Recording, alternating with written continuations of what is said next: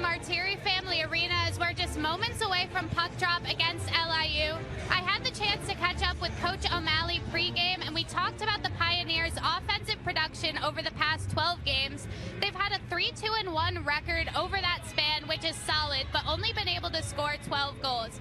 Now, Coach said that their offensive possession has been great, but they need to focus on getting into the scoring areas that allow them to put the puck in the back of the net. He also noted that there have been players out due to injuries, like Paige McNeil, who's been a leading scorer on the team for the past 2 seasons.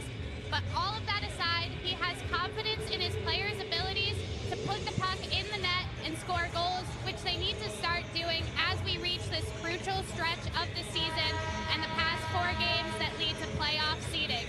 Hi everyone, and welcome back to a special edition episode of Behind the Boards. I'm Grace Hand, and I'm here with head coach CJ Maritolo as we talk opening weekend at the Martiri Family Arena. But coach, let's start out with your 2 games last week. You had a dominant victory against Army on Thursday and a little bit of a disappointing loss to UNH over the weekend. What didn't go your way in that game in New Hampshire? One of the keys to the game tonight is the veteran contribution from the Sacred Heart team.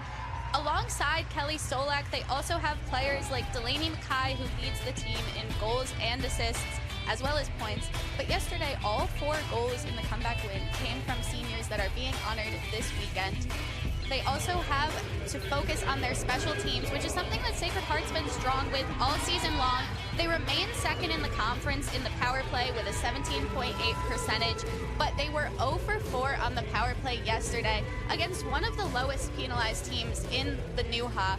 So that's something that they really need to pick up on if they want to keep winning. For St. Michael's, they really need to hold on to their leads. They had a 3-1 lead going into the 3rd period. And going into the playoff picture, that's not a moral loss that you want to be able to take, but it's definitely something that Sacred Heart was able to compound on, and I look to see that momentum carrying into today's game as well. Thrilling is absolutely right, and this is the perfect time of year for Sacred Heart to come out with victories like that. You can see that they kicked up their game with 50 shots on goal against St. Michael's 23 shots, and it was pretty dominating numbers-wise considering the game was so close, but they really pulled it together in the 3rd period, coming back from a 3-1 deficit against St. Michael's. We're able to come with the win in overtime. And we saw a pretty big increase in the physical play towards the end of that period from Mercyhurst. How would you like your guys to respond in the second? We talked a bit last week about how you needed to improve your consistency with the puck, especially on your special teams. And your players listened and delivered in Saturday's victory against Bentley with a power play goal and a shorthanded goal. How do you continue to build on these successes? Isla, it was a great goal, high effort. Can you walk me through kind of what you saw and how you stuck with that puck? And a tough weekend coming up with CT Ice play set to start on Friday against Quinnipiac, which is a pretty highly ranked team in the country right now. Obviously, you want your players not to focus so much on the rankings of the schools they're playing, but what do they need to be focusing on to be contenders this weekend? And you started the period off as a team with a big 5-on-3 penalty kill, and then you had another penalty kill late on in the period.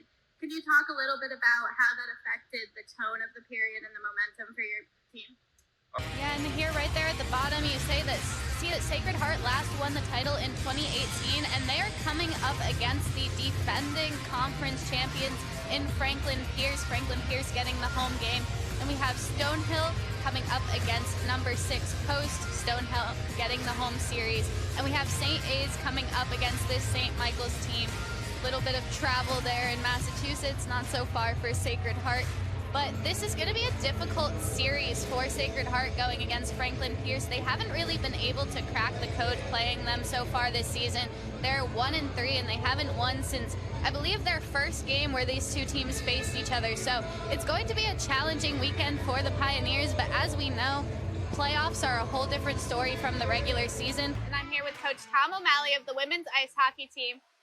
Coach, you didn't get a win at the Nutmeg Classic or against LIU, but all 3 games were pretty well fought by your squad. Yes. I kind of want to take a look at the UConn game, though, because the 3-2 loss in overtime, I feel like was a pretty big deal for you guys. So, based off of what you saw in that game, what are kind of the things that you think your team did best, and what should they be proud of? Yeah, Sacred Heart dominated in just about every category, face-offs, shots on goal, but like you said, that one play there just really kind of took the air out of that dominating period. Coach, let's start with your games over the past week. You had two kind of rough ones with a loss to Merrimack and a loss to Cornell, but you have the chance to turn that around this weekend with back-to-back games at home against Bentley. What do you think is the most important thing for your team to do to kind of reset and move forward? Scoring the first goal against Harvard a couple of weeks ago. That's Delaney Mackay. Delaney Mackay has been having a great season so far since coming from Colgate. She leads the team in points with 22, with 11 goals and 11 assists. And she has currently been leading the way in face-off wins with a 58% winning percentage for Sacred Heart, setting them up in the offensive zone beautifully. And you have, I believe, your top 7 scorers from last year returning to the roster this year. How has the veteran leadership that you have, because there's a lot, been gelling with the fresh faces that you've brought in this year so far? Grace, how important is it to get a couple points from your Blue Liners? It's so important to get points from the defensemen, especially for a team like Sacred Heart that in the beginning and middle of the season kind of struggled with offensive production for quite a few games there. They've just started to come back out of that. So something that was able to allow them to keep winning was this offensive pressure from behind the blue line.